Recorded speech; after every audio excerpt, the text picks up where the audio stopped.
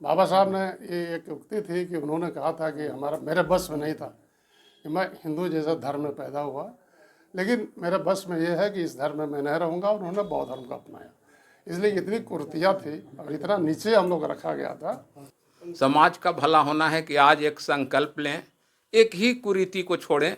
जैसे अगर अपने आमदनी का बहुत बड़ा हिस्सा शराब पीने में, कुछ गलत कार्यों में जो यूज करते हैं, उसको त्याग दें। और अगर बाबा साहब और 2-3 साल रहते तो आज हम लोग काफ़ी और विकसित हो जाते। आज हम लोग जो कुछ भी हैं बाबा साहब के बदौलत ही हैं। अगर वे नहीं, विषम परिस्थितियों में, कठिन परिस्थितियों में पूरी अपनी ज़िंदगी का, अपने जीवन का सुख दुख त्याग कर और दबे कुचले, असमर्थ, असहाय, अशिक्षित लोगों के लिए उन्होंने अपनी कुर्बानियाँ दी हैं।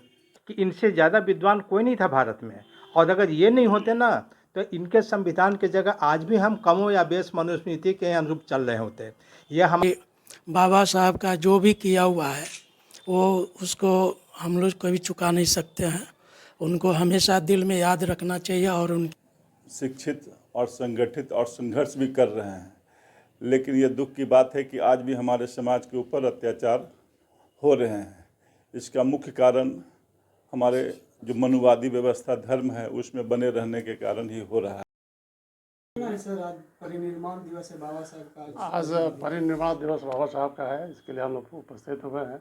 आज एक फिर से बार बार जो संकल्प लेते हैं, संकल्प का दिन है।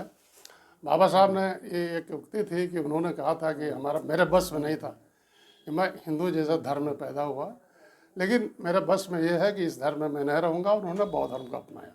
इसलिए इतनी कुर्तियाँ थी और इतना नीचे हम लोग रखा गया था, जिसे प्रेरित होकर के उन्होंने ये बात कही और अमल में लाया। लेकिन अभी हम लोग आज भी देख रहे हैं कि कुछ लोग अभी भी ऐसे ऐसे बैठकों में आते हैं, या अपने को बुद्धिजीवी बोलते हैं, जागरूक बोलते हैं, लेकिन अभी भी जाके मंदिरों के पीछे आगे चक्कर लगाना या घरों में आडंबर को पालना, फिर नेक्स्ट जनरेशन को हम क्या देंगे। बाबा साहब इतने अभाव में रह के, इतने संघर्ष करके हम लोगों ने एक रास्ता बनाया, और उसको भी हम लोग अमल नहीं करेंगे तो फिर हमारे लिए बहुत ही अच्छी बात नहीं है ये। इसलिए आज का संकल्प का दिन है कि हम लोग इनके बताए गए रास्तों पर चलें, इनको अनुसरण करें, तभी हमारा भलाई है, हमारे देश की भलाई। जय भीम, नमो बुद्धाय। आज 6 दिसंबर बाबा साहब डॉक्टर अंबेडकर का महापरिनिर्वाण दिवस है। आज का दिन हम लोग इकट्ठा हो गए, हम लोग फूल माला चढ़ा लिए। इससे हमारे समाज का भला होना नहीं है। समाज का भला होना है कि आज एक संकल्प लें, एक ही कुरीति को छोड़ें। जैसे अगर अपने आमदनी का बहुत बड़ा हिस्सा शराब पीने में, कुछ गलत कार्यों में जो यूज करते हैं, उसको त्याग दें। शायद एक भी चीज़ त्याग दें तो ये बाबा साहब के प्रति सच्ची श्रद्धांजलि होगी। तो मेरा आग्रह है कि आज हम लोग जो भी महानुभाव यहाँ जुटे हैं, वो एक संकल्प लें कि एक गलत कुरीतियों को हम लोग छोड़ दें। आज बाबा साहब का परिनिर्वाण दिवस है 6 दिसंबर। हम लोग के लिए काफ़ी ये मतलब कि और शुभ दिन तो नहीं कहा जाए, शोक का दिन है ये। और अगर बाबा साहब और 2-3 साल रहते तो आज हम लोग काफ़ी और विकसित हो जाते। आज हम लोग जो कुछ भी हैं बाबा साहब के बदौलत ही हैं। अगर वे नहीं रहते तो हम लोग नहीं रहते। यहाँ पर हम लोग बैठेंगे। और जहाँ तक बात है पे बैक टू सोसाइटी, तो करना ही है और करना चाहिए, सब लोगों को करना चाहिए, और एकत्रित होकर करना चाहिए, संगठित होकर करना चाहिए। जय भीम, नमो बुद्धाय। मेरा नाम जितेंद्र कुमार भानु हुआ, चीफ इंजीनियर विद्युत भवन। जय भीम, नमो बुद्धाय। आज बाबा साहब डॉक्टर B.R. अम्बेडकर साहब का महापरिनिर्वाण दिवस है। इस अवसर पर पूरे देशवासियों को मैं श्रद्धांजलि देता हूँ और बाबा साहब को पुष्प अर्पित करता हूँ, नमन करता हूँ। और मेरा एक संदेश है कि जिस तरह से बाबा साहब ने विषम परिस्थितियों में, कठिन परिस्थितियों में पूरी अपनी ज़िंदगी का, अपने जीवन का सुख दुख त्याग कर और दबे कुचले, असमर्थ, असहाय, अशिक्षित लोगों के लिए उन्होंने अपनी कुर्बानियाँ दी हैं, तो आज हम सबको मिलकर बाबा साहब को, विचार को, उनकी आत्मसात को, उनकी कुर्बानियों को लेकर संकल्प लेने की ज़रूरत है कि हम लोग अपने जीवन में बाबा साहब के विचार को उतारे, उनको लोगों में बढ़ाए, अपने लोगों के बीच ले जाकर जागरूक करें। मैं देवेंद्र कुमार वानू, रिटायर्ड मैनेजर। आज बहुत गर्व की बात है कि महान परिनिर्वाण दिवस हमारे संविधान के ज्ञाता का है, जिसमें हम उपस्थित हुए हैं।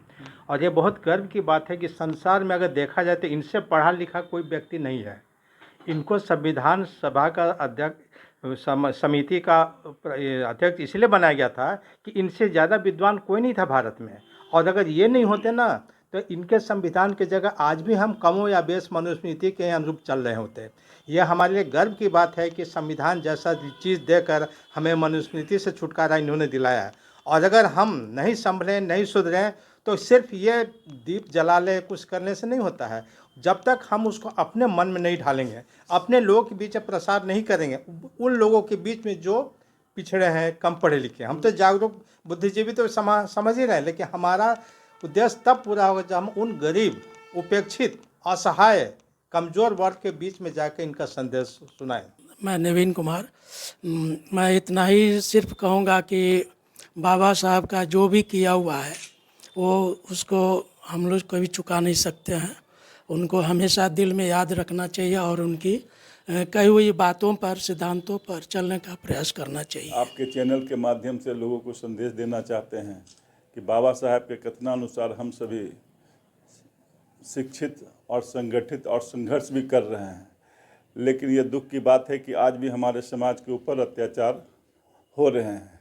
इसका मुख्य कारण हमारे जो मनुवादी व्यवस्था धर्म है उसमें बने रहने के कारण ही हो रहा है। जो ये मनुवादी व्यवस्था के धर्म से बाहर निकले हैं वो सब आज सुरक्षित हैं। तो हम सभी को आज यह संकल्प लेना चाहिए कि बाबा साहब जैसे जिन्हें अपने जीवन काल में कहा था, घोषणा किया था कि हम हिंदू धर्म में जन्म लिए, वो मेरे बस की बात नहीं है, लेकिन हम हिंदू धर्म में मरेंगे नहीं। और उन्होंने धर्मांतरण कर बौद्ध धर्म को अपनाया। उसी प्रकार से आज हम सभी को यह प्रण करना चाहिए कि हम सभी यह मनुवादी व्यवस्था को छोड़ करके बाबा साहब डॉक्टर भीमराव अम्बेडकर साहब ने जिस धर्म को अपनाया उसे अपनाए। इस पर सभी को ध्यान देना चाहिए, तभी हम सब संगठित और सुरक्षित और महसूस कर सकते हैं। हम सबों को आज सबसे ज़्यादा ज़रूरत है अपने संविधान की रक्षा करने के लिए। इसके लिए हम सब लोग को सतत प्रयत्न करते रहना चाहिए। सभी